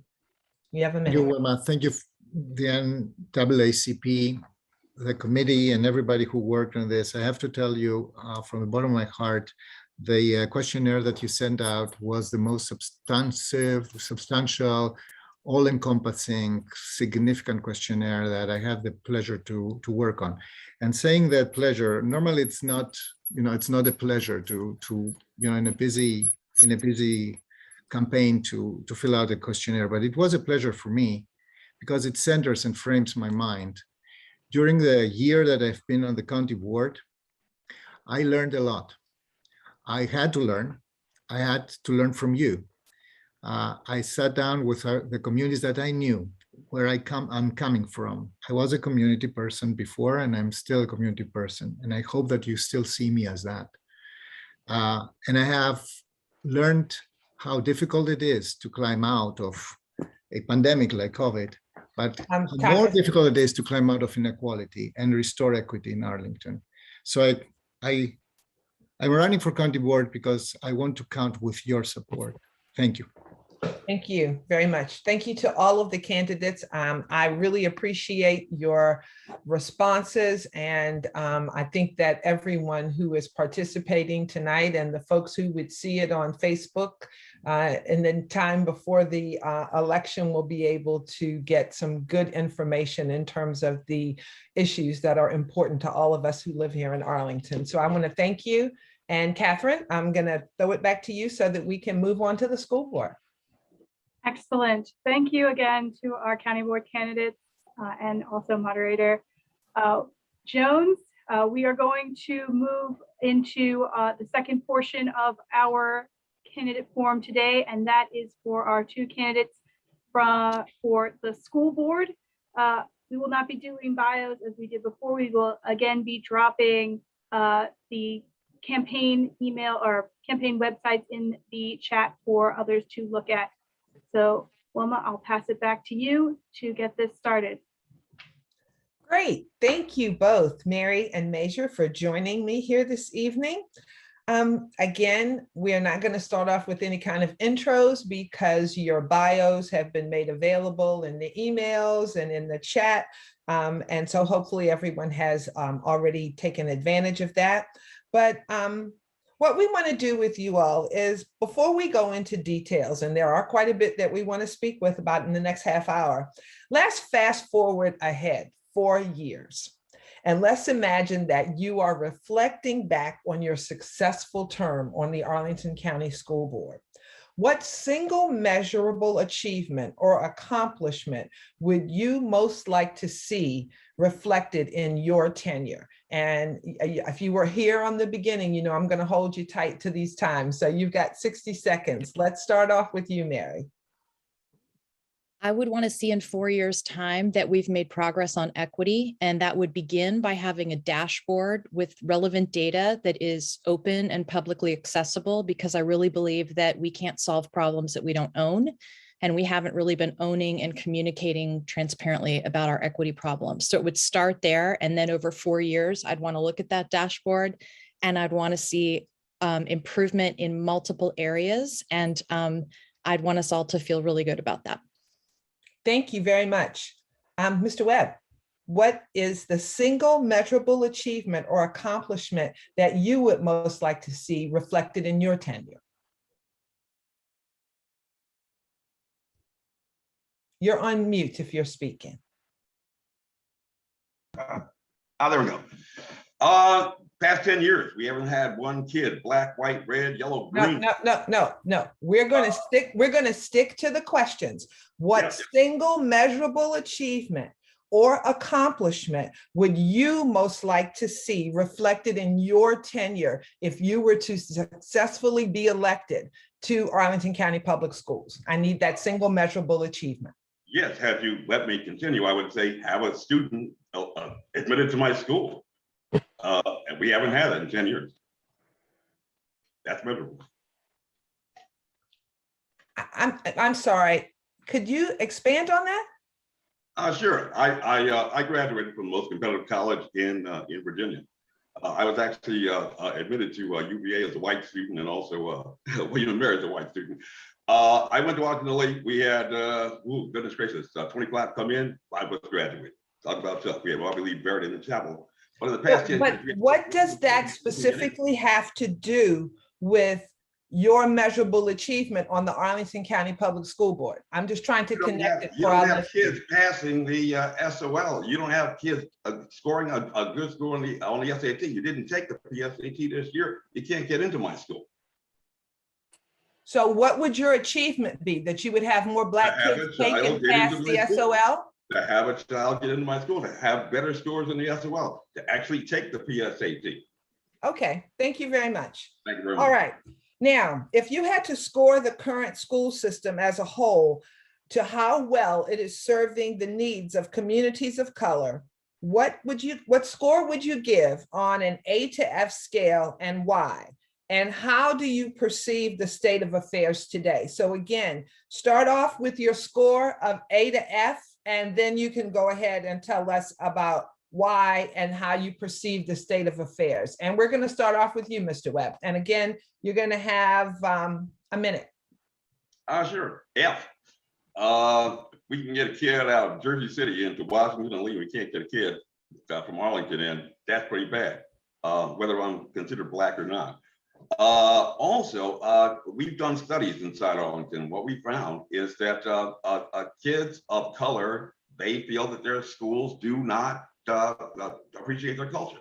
They looked at teachers and they found that teachers feel that achievement is something that gets in the way. They feel they'd have to lower their standards in order to do it. We've got parents that don't know that you have a minority achievement program. These things need to be addressed in order to get kids, especially kids of color, in a better position to succeed. Thank you. Now, Mary, same question to you. What score would you give to the schools in terms of how they're serving the needs of communities of color, why you feel that way, and how you perceive the state of affairs today? Yeah, I think I would give Arlington Public Schools a D in its service to communities of color. I think, and I say D only because I feel like when we look at other school systems around the Commonwealth, I think we are in a better state than a lot of other schools. And I look at Loudoun County as one example where we are acknowledging that systemic racism exists, and we're committed to addressing that in our curriculum. And that's not the same in every place. It's a D because of a lot of things I mentioned in my questionnaire. So I hope you read that, but it's a D because we have not been serious about admitting to our problems with achievement. We have not created school culture where restorative justice and where disciplinary exclusion policies and where trauma-informed practice have been seriously considered. We are not engaging, when we do community engagement processes, we are not engaging in ways that honor and center the perspectives of BIPOC people in our community. So I think those are all areas and more where we need to improve upon what we've done. Thank you. Thank you. I appreciate those honest responses. Now, we're going to go on to another subject that is sometimes a little controversial, but definitely needs to be discussed. And it's got to do with boundaries.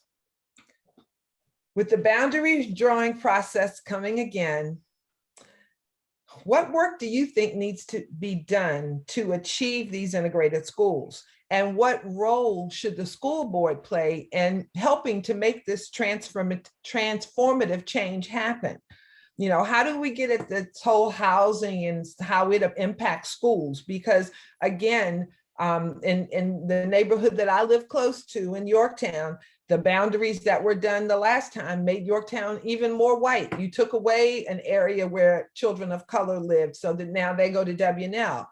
So, you know, how do we prevent this? And we're going to give you a chance for rebuttal on this one. So, Mr. Webb, why don't you go first? You're going to have a minute, then we're going to have Ms. Kadera, and then each of you can come back and give rebuttal if you want to clarify something. Yeah, sure. I don't believe that Black Lives Matter. I think that what we have to do is just make sure that every school, no matter where you are in a zip code, is performing well. You go to Wakefield High School, that is your least performing high school. It also happens to be your most diverse. You go to Yorktown, that is your least diverse high school, and they are the best performing. In fact, a kid of color is going to do better there. Why can't they do better at Wakefield High School? Well, Mr. Webb, I just want to tell you that's not always true about Yorktown. You have a number of children of color who are in the Yorktown district who choose to go to WNL, and I know many of them personally. So you need to check your statistics on that one. But Ms. Kadera, I want to ask you the same question.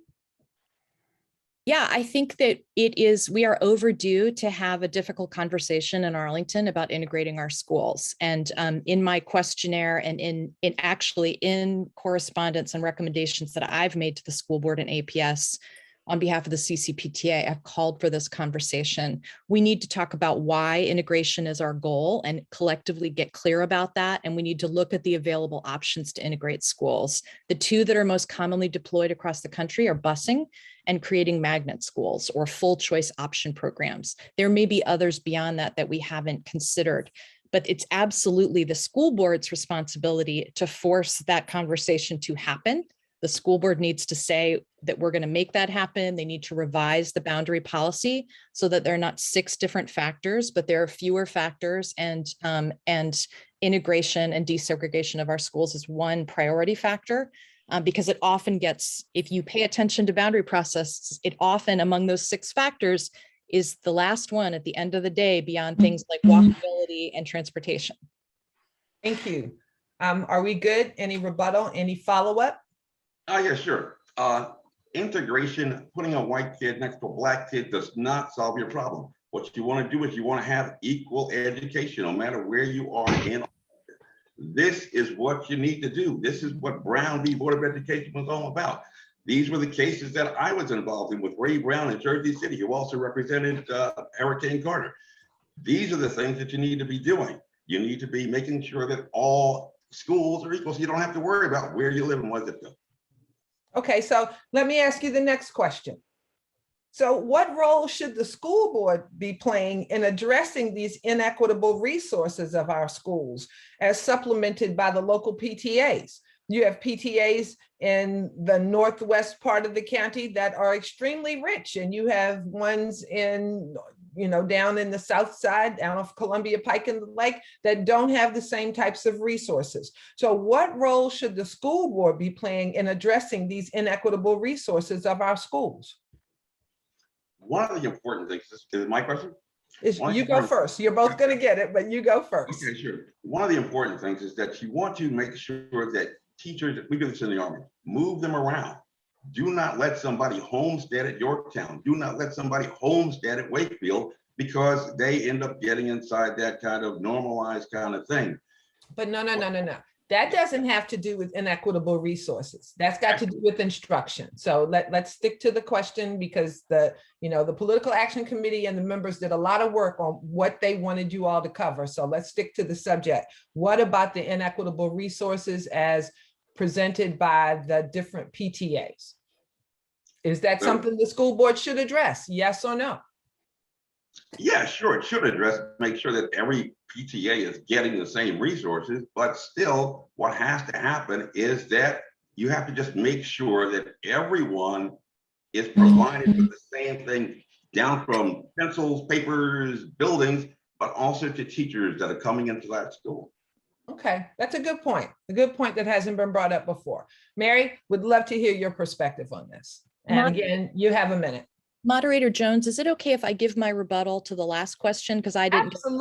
Absolutely. We'll give you a minute and a half. Do your rebuttal and then answer the question. So the rebuttal I wanted to say to the boundary question is, when I said we need to have a conversation about what are our goals for integration, what I meant as part of that, and maybe perhaps didn't make clear, is we need to have a conversation about whether integration is our goal, and if so, why and how we are going to achieve it.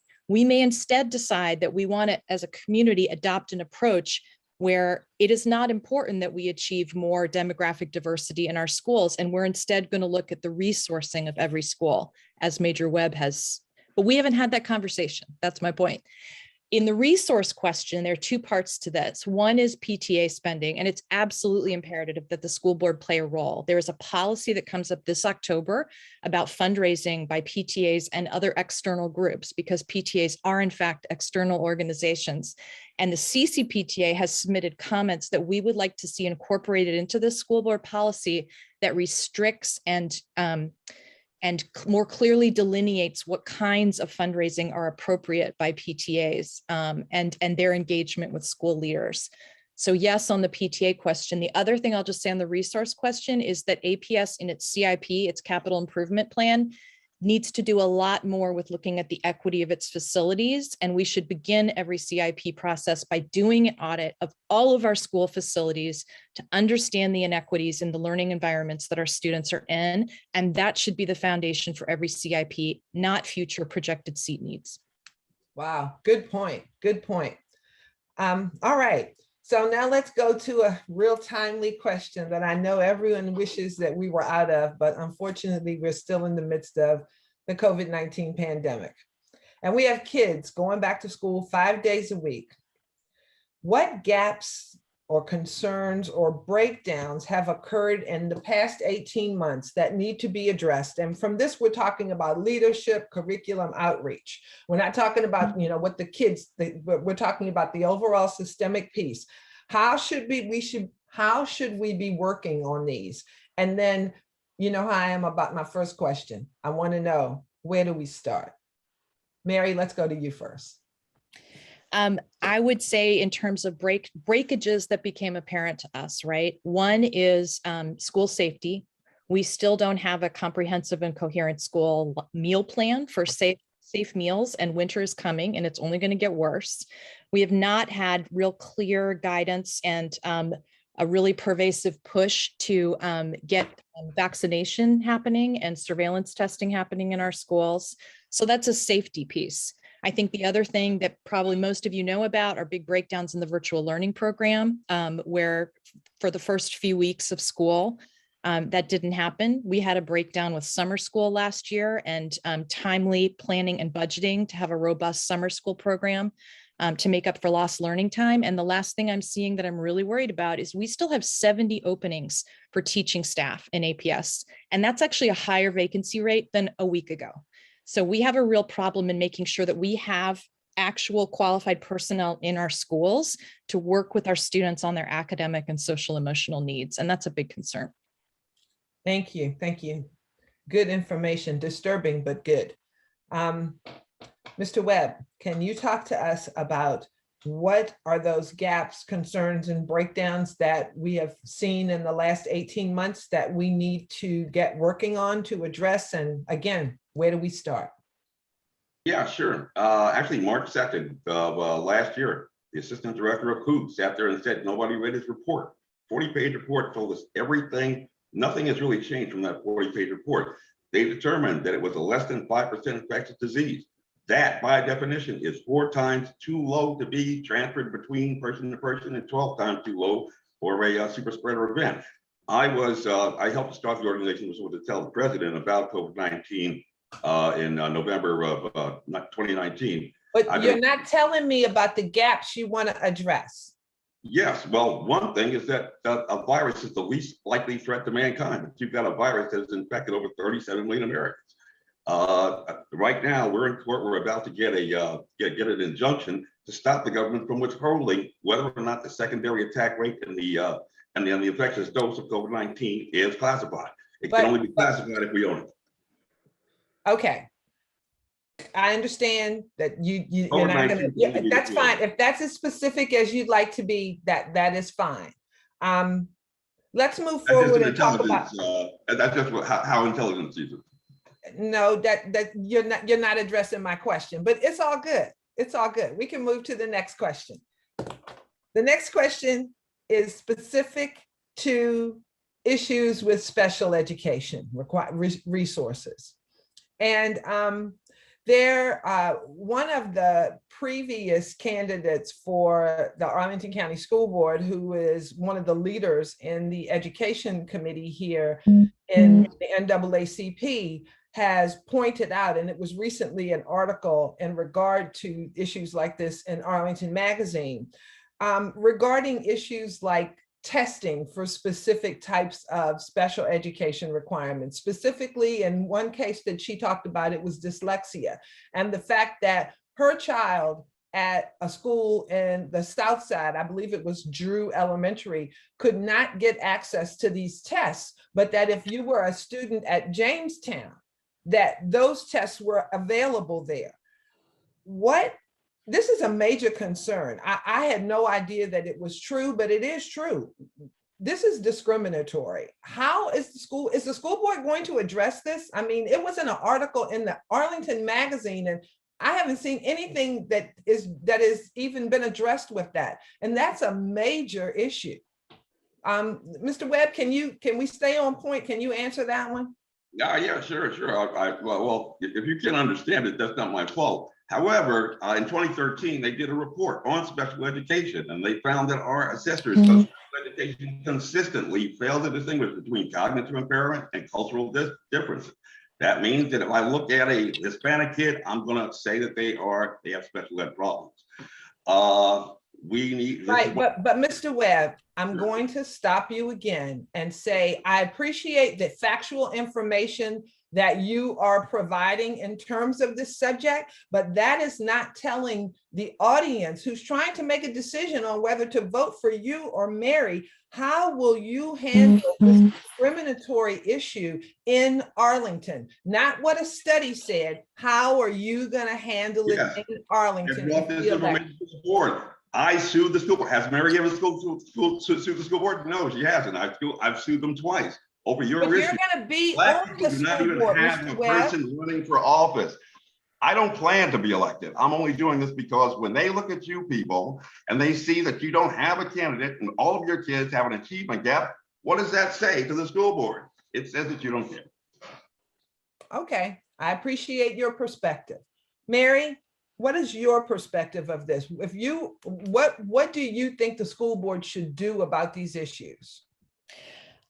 I think that it's the school board absolutely needs to look into inequities related to special education, students with disabilities, and other inequities in the system, right? I think that some of the things that will come into play over the next year that are really important, one is the hiring of a general in-house counsel in APS. And it's my hope that with in-house legal counsel, we're going to see some increased attention and pressure on making sure that things are equitably handled across the schools. We've had a big problem for a long time in consistency in adherence to special education law. It is not just good practice, it is law. And so adherence to the law across all the schools is something that I'm hoping general counsel will help with. It should be enshrined in policy, in the reorg that the superintendent has just done at the cabinet. Accountability of school leadership in a new way in that org structure should help this phenomenon of every school has been an island and every principal has been able to do things differently in the special education sphere.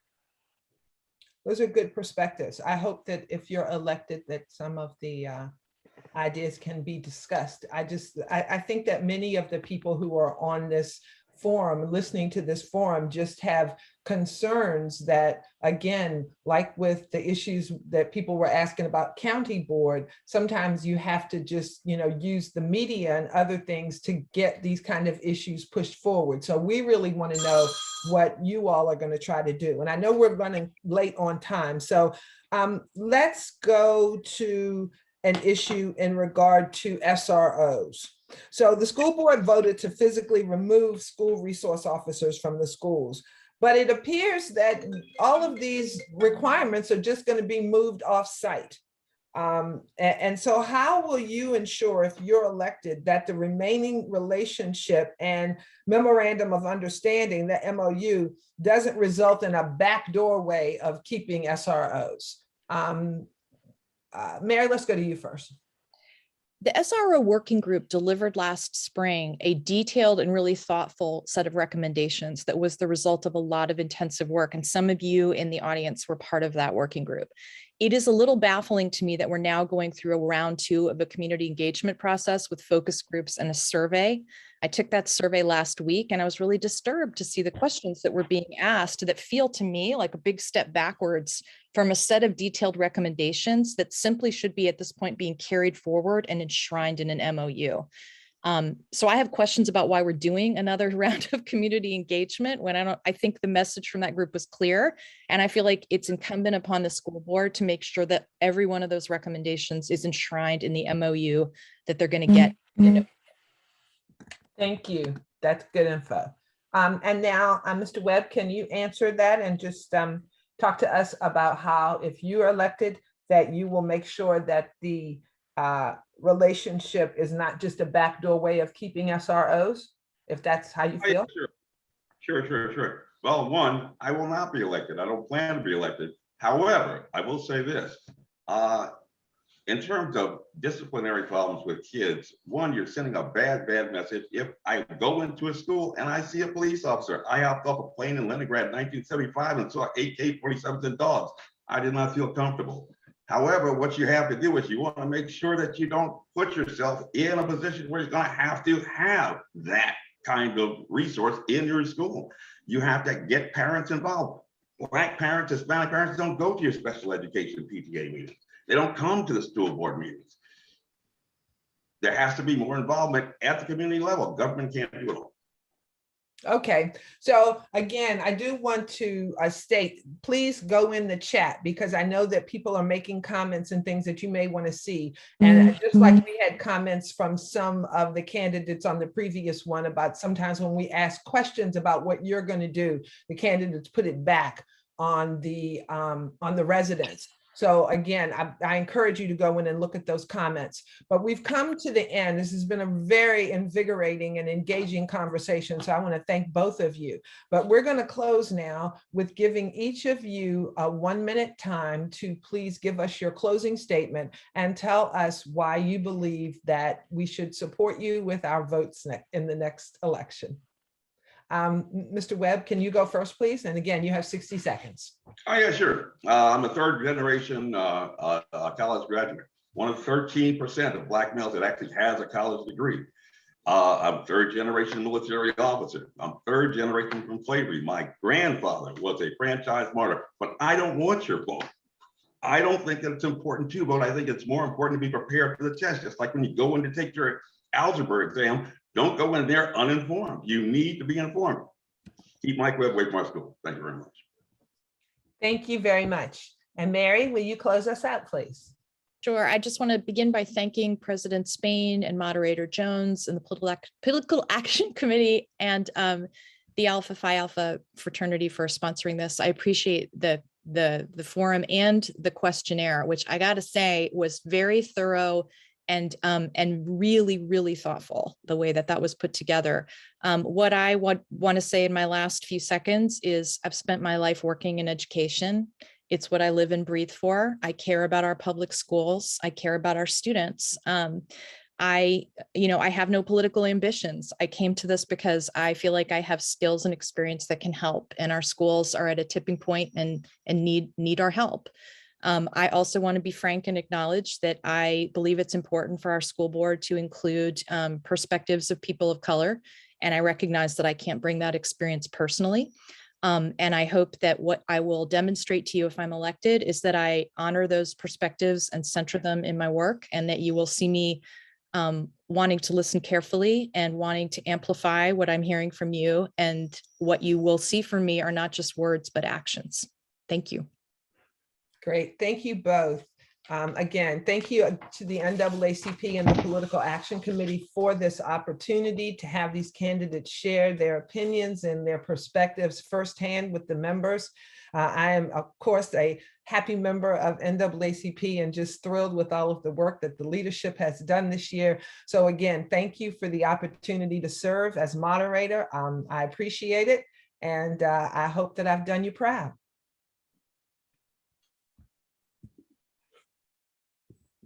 Let's give Ms. Wilma Jones a virtual hand clap, everyone.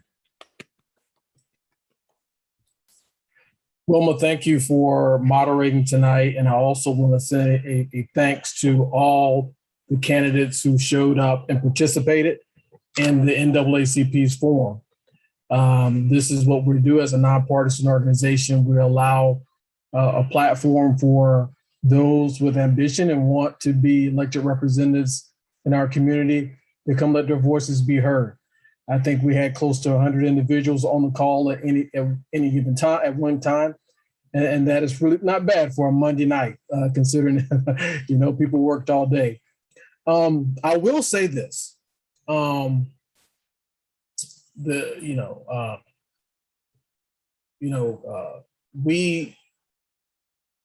we don't respond well to insults. The NAACP is here for everyone.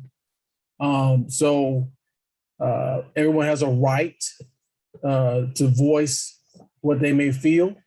But that doesn't mean that because what you may say is factual, right? That being said, I received a number of comments throughout the night about what was going on, what was being said by some of the candidates. But I believe strongly we have to give candidates this forum and let the people hear from them, right? But this is not a place where we're coming to insult each other, talk down to each other.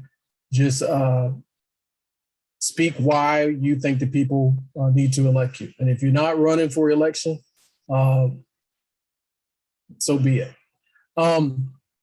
Very good meeting, very good forum. I did put in the chat, and I don't know if the Political Action Committee wants to come on and say a few things about next week, but we will be having our, there's Casey. I'll bring you up and I'll keep quiet. You want to talk to what's going on next week? Yeah. So thank you, President Spain. Again, want to echo our thanks to the candidates for A, completing the forum, and B, or completing the questionnaire, and B, being here tonight with us. And that shout out to our PAC members for putting all of that together. And also the biggest shout out to Moderator Jones. She, again, did a phenomenal job. And I'm so happy that we have her. And she also, just a quick shout out, she actually is a published author, a very good published author. So definitely check out her works. She is a great community leader. And again, we were so happy to have her on here. For our next forum, we are having, this is part of a two-part series. We covered the county board and school board today, but we will be doing a state level delegate forum as well. And that will be on September 30th from 7 to 9 p.m. So please look out for any kind of communication regarding that for registration. It will be somewhat similar to this event, and we really hope that you can join us for that one as well. And I think with that, I believe we've already started to post our voter registration links. Again, remember to get out there and vote. The general election is on November 2nd, and early voting starts on September 17th, and voter registration ends on October 12th. All right, and then President, if you'd like to close us out, you totally can. That is it for this evening. That concludes. I'm going to stop recording here if I can. Madam Secretary, do you still have co-hosts? Do you have